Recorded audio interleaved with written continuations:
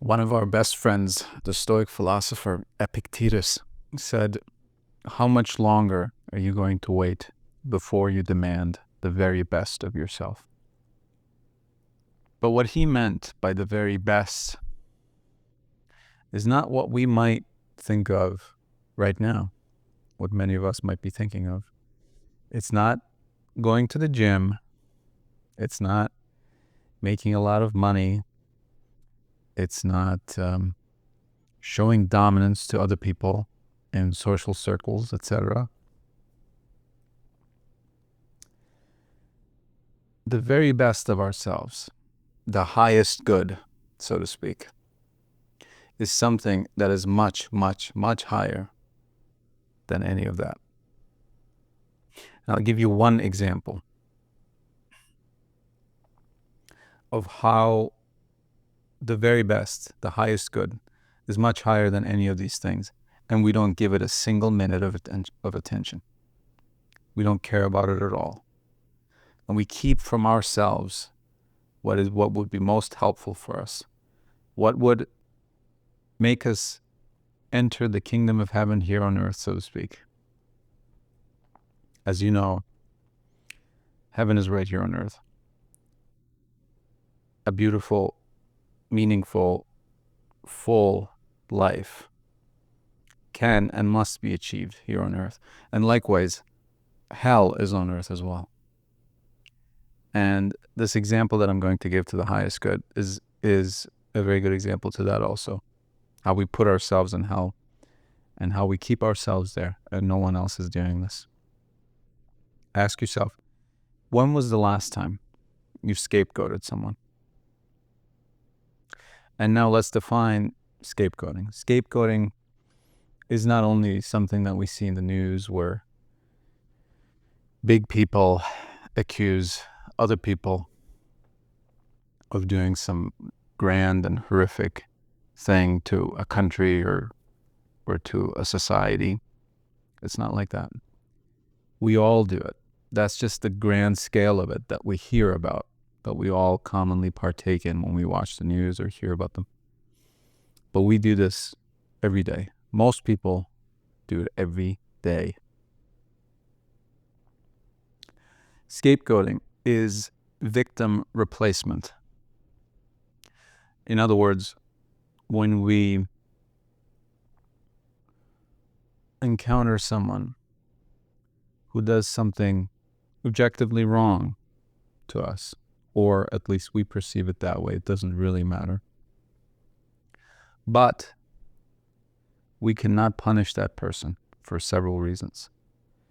It might be our superior at a job. We have no legal right to punish that person despite their wrongdoing. Again, real or perceived, doesn't matter. So what we do is we let it out on others. If you want to know more about this, generally, this is Rene Girard's work, Scapegoating. And this is a lesser, smaller example of it, but it's very much the same thing that happens on the grandest of scales. And he says, the worker who wants to punish the boss but is not able to do it goes and kicks his wife or kicks his dog. Anyone that he can let it out on. And this is what we do so many days of our lives. We are frustrated by something, we resent something, we are angered by someone or something, and we can't do anything about the real cause of that. And so we go and we let it out on others. And we let it out on ourselves sometimes. Because who's more available to let things out on than oneself?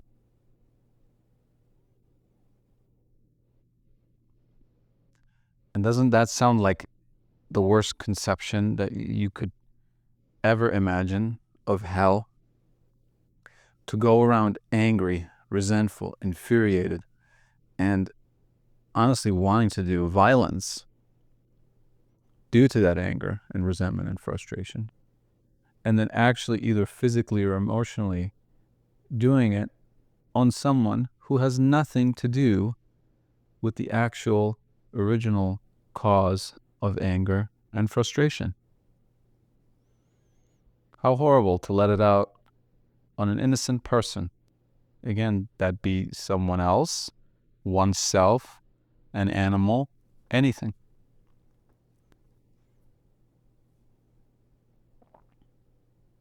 If that doesn't sound like hell, I don't know what does. And we think that causes are direct. We think that because someone did something that was wrong of them to do, or simply they did something that we did not want them to do for any reason, we think we have to be angry. We think it's natural to be so frustrated, so angered by that, and to despise it, that we go around all our lives feeling those things because we think they're necessary. And we think they're necessary because we feel them. And this is one of the ways to get out of that hell, to realize that it's not necessary. And to realize to punish someone, to let something out on someone who has had nothing to do with the thing itself, is just as bad as whatever was done to you.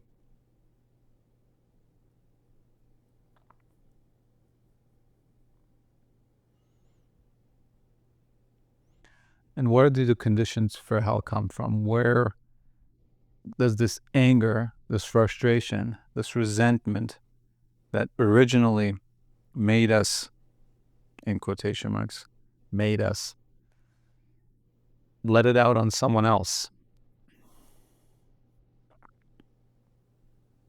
Where does that come from?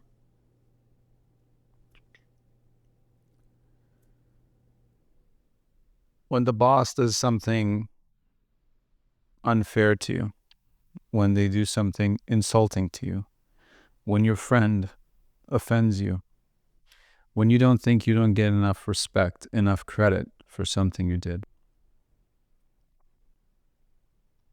when you think that someone is getting away with something wrong that they did, and you could never get away with it.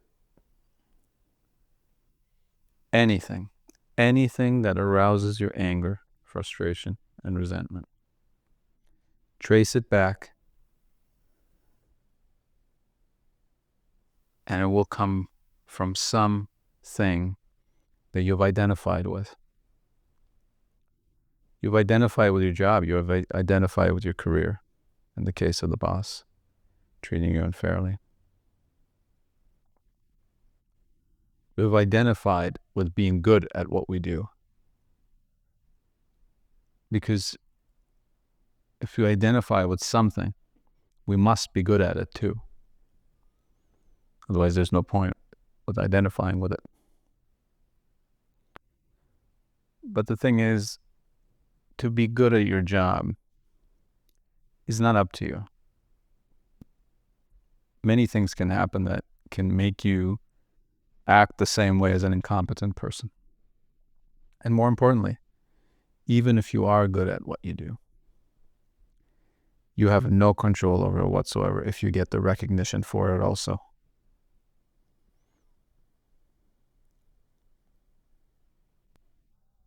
And so when we don't get the recognition, we see that that's unfair, and it is unfair.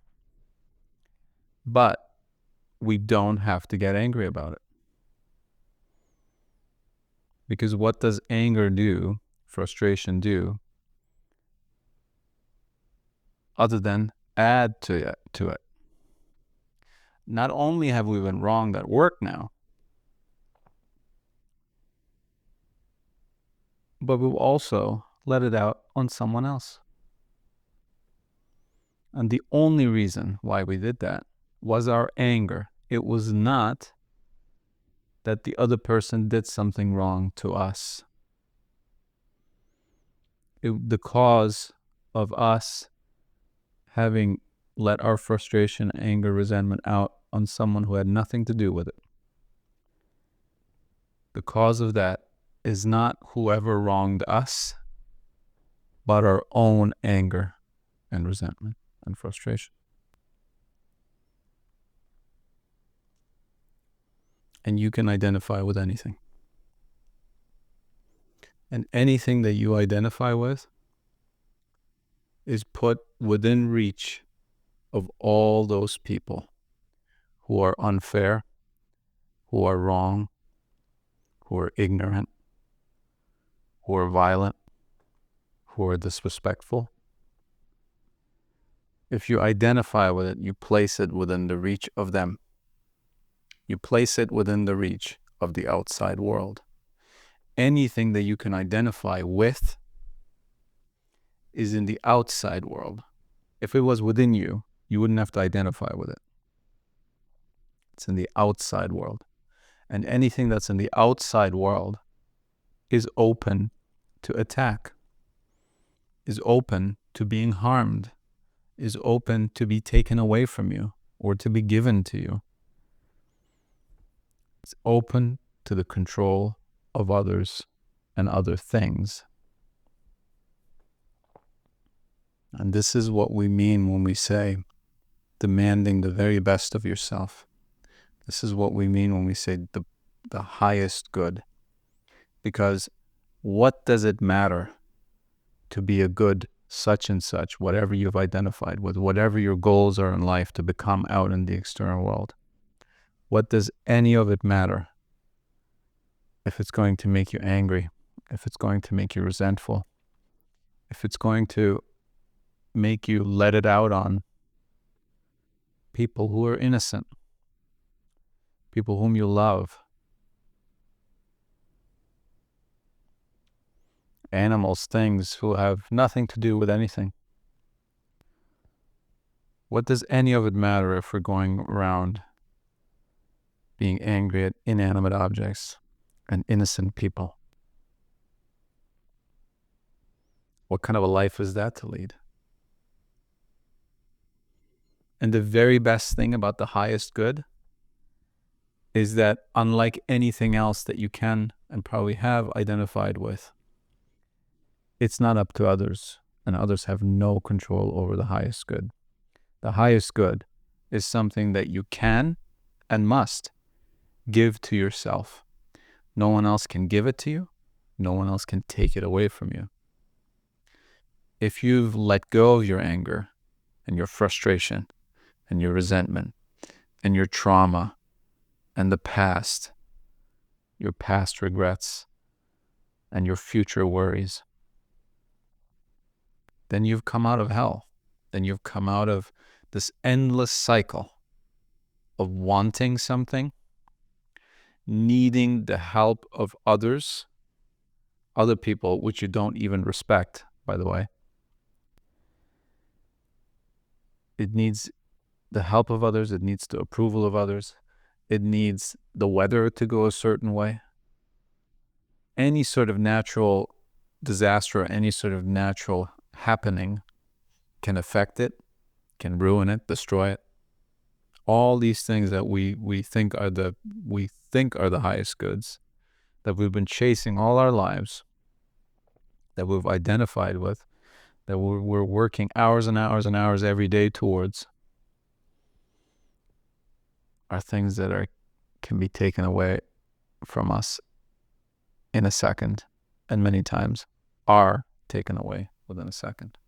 But the highest good, that which makes pursuing all of these other things that we have been pursuing all our lives worth it in the first place, and worth anything in the first place, is the highest good, which is that which we can only give ourselves and which no one can take away from us. And here, this one little thing that most people do every day, letting their frustrations out on other people and things, objects, animals that have nothing to do with their original source of anger and frustration, that one thing already will improve your life more than anything you could ever wish for out in the external world. Any money, any recognition, anything. And you could give it to yourself right now. This is the highest good. And this is what demanding the best of yourself truly is.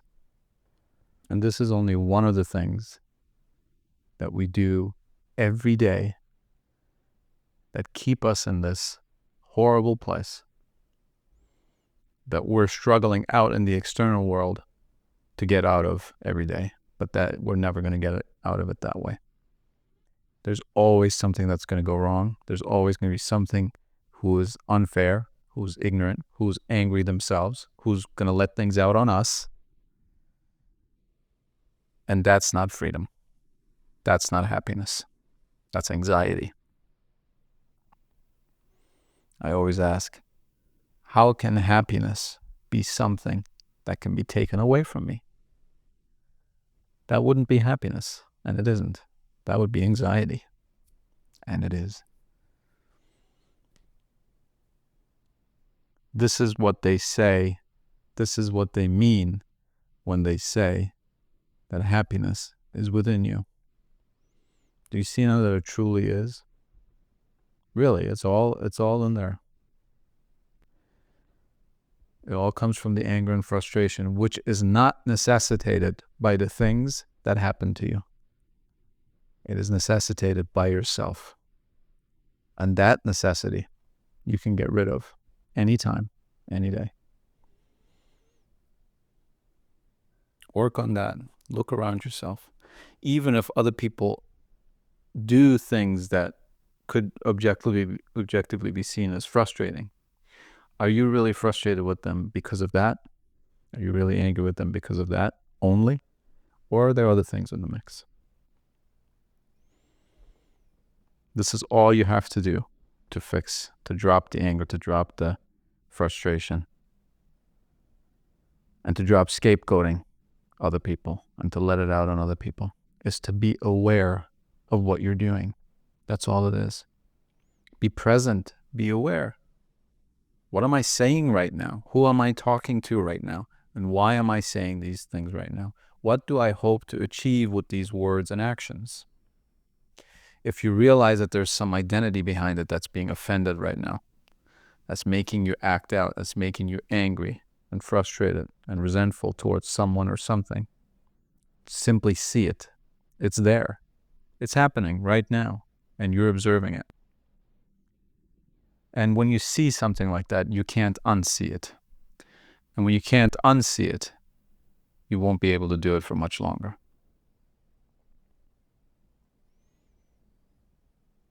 So this week, look around yourself.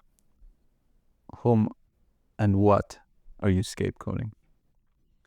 Whom and what are you making the victim? Because the real source of your anger and resentment is not available to you. You can't seem to change it. You don't need to change the outside world, and you can't. You can only change yourself. Look around and see what you have tied your own self-worth to, what you have identified with, what you have become one with, and what you have become one with that is being under attack. Realize it is open to attack. It can only experience bad and good things, not you. And as soon as you find it, get rid of it. You don't need it. Quite the contrary, it's holding you down. You don't need it because it isn't you. Anything that isn't you, that you think is you, is only going to give you that anger and that frustration and that resentment. Drop it. It's all up to you. And really, how much longer are you going to wait before you demand the very best of yourself?